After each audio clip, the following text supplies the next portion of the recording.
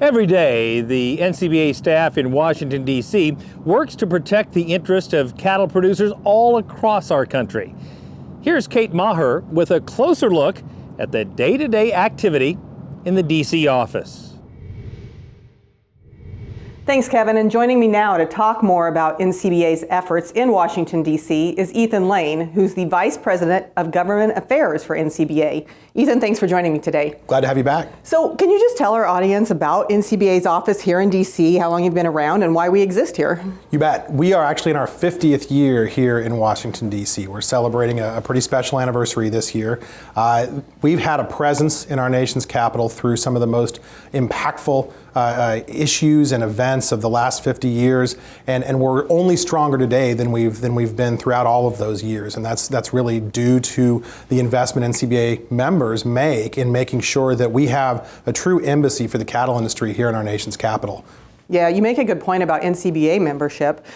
It's the members that really give you the strength on Capitol Hill, right? So more members equals more strength. Talk a little bit about that. Oh, absolutely. I mean, we're a conduit for what our members, our producers out in the country are feeling and thinking and what they're experiencing on their operations. You know, we have 17 people here in this DC office, specialists in any industry issue you might imagine. And we build those relationships throughout the city, whether it be on Capitol Hill or at federal agencies or at the White House, so that when those issues arise, we're not starting from square one. We're already moving. We have those relationships built, and we can get right to the people we need to quickly, communicate those concerns, and strategize some kind of a position to move forward and find a solution to these problems.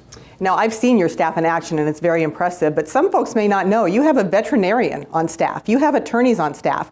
Why do you have those specialists here? Well, because there are issues impacting our producers in all of those different areas, whether it's animal health, environmental regulations are always an issue for our producers from coast to coast. We have issues with things like fake meat. We have issues with transportation of cattle from one area of the country to another. We have producers in places like Virginia and Pennsylvania that need to get cattle to other parts of the country, and vice versa. So we have people that specialize in those specific areas so that they can really go head to head with those experts and the bureaucrats at the different agencies, not to mention the policymakers on Capitol Hill. And when we speak, because we have that expertise, people listen. They know that we didn't just read about this in the paper this morning. We're really speaking with experience. We're speaking on behalf of our members around the country, and we know how to get to the bottom of these issues. Yeah, NCBA is really a resource here for anybody in DC wanting to know anything about the beef industry and producers across the country.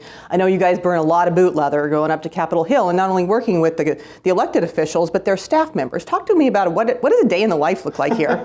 Well, this year's been a little different, obviously, with COVID-19, but you know, we still have been up on Capitol Hill several times. We've had some members testify in some of these, kind of hybrid remote hearings. We've been doing a lot of engagement with these staff members that are working remotely, a lot of folks that are teleworking. We've made it work, but only because we had those relationships to start.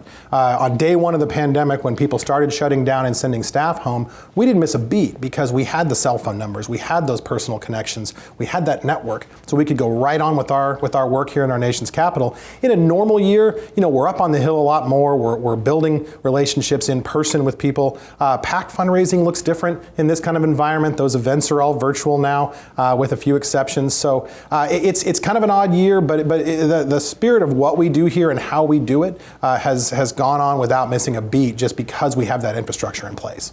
Yeah, and no matter beef production across the country, it looks so differently, but I think one thing that we can all agree on is that it matters here in DC to have a voice representing agriculture. Maybe again, talk about the strength of our membership and what that means to the elected officials you work with. Well, look, when we go to Capitol Hill and we speak on behalf of our members, there's nothing more impactful to that conversation than if they've already heard from cattle producers in their district. You can see their head nod. You can see the recognition of the issue. Nothing resonates with them more than when we hit on something they're already hearing back home. And that just goes to help us get them to where we need them to be quicker, because they're already hearing it. They're not just hearing it from a trade group in DC. They're hearing it from our state affiliates. They're hearing it from producers on the ground. And that allows us to really hit this issue from all sides. Whatever the issue may be, it gives them that three-dimensional perspective. You have a lot of lobbyists in Washington that don't really have constituents or a membership base around the country. And they get a lot of work done too, but boy, it really resonates with members of Congress a lot more effectively when it's coming from in their district, in their backyard, backyard, from their neighbors, from their church, and that's what we really are good at leveraging in this industry. We have producers that don't mind sharing their opinion.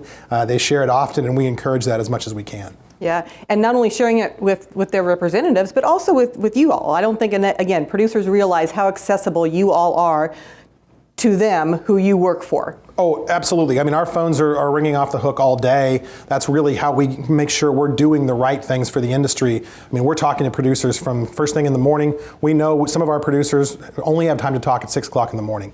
Most of my staff is usually starting on the phone by about 6, and most of them are still taking phone calls at 8 or 9 at night because there's always issues happening. There are working groups. There are different issues that we have to talk about, and then we're just getting reports from out in the country. We'll have a producer call with something we've not yet heard about, and all of a sudden that could be the next week of our lives back here working to mitigate some new challenge that's popped up.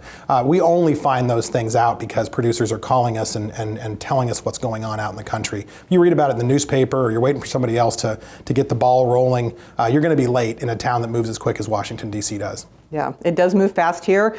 I thank you all for being here because as a member myself, I trust you guys to do the work. So thank you for the work that you do on behalf of the beef industry and bringing that voice of reason to DC. Thanks for telling our story. Kevin, we'll send it back to you.